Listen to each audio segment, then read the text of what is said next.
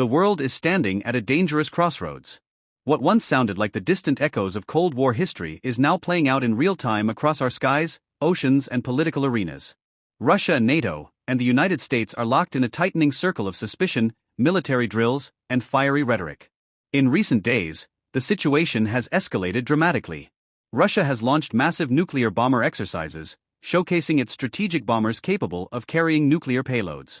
At the same time, NATO forces, particularly the United States and the United Kingdom, have scrambled jets, placing their air defense systems on high alert. This is not a drill. This is not a simulation. These are live moves in an unfolding geopolitical chess game where the stakes are nothing less than the survival of nations. The return of Cold War tensions. For many, the images are eerily familiar. During the Cold War, the Soviet Union and the West engaged in a constant dance of deterrence: bomber flights, naval drills, missile tests. Each move was designed to send a message without crossing the red line into open war. But today's world is more fragile. Unlike the rigid two-pole system of the 20th century, the 21st century is multipolar and unstable. Alongside Russia and NATO, rising powers like China, regional actors like Turkey, and unpredictable leaders like Donald Trump all add layers of complexity. One wrong signal could spark a chain reaction that no one can control. Putin's calculated show of force.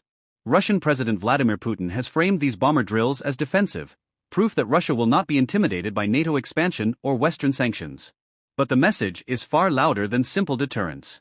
By flying nuclear-capable bombers near NATO borders, Putin is reminding the world that Russia remains a nuclear superpower. The symbolism is chilling. If pushed too far, Moscow is signaling it can reach across continents with devastating power. NATO's uneasy response. In Brussels, NATO leaders describe these drills as provocative and dangerous. U.S. intelligence has confirmed that several of the bombers were armed with cruise missiles during their flights, a sharp escalation from routine exercises. NATO scrambled fighters from bases in Poland, Germany, and the United Kingdom, shadowing the Russian bombers until they turned back. These encounters, though routine on the surface, carry enormous risks.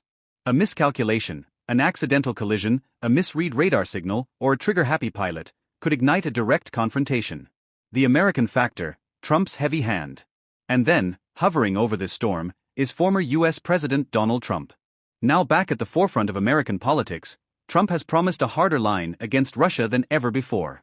His administration has announced a sweeping set of new sanctions, targeting Russian energy, banks, and defense industries.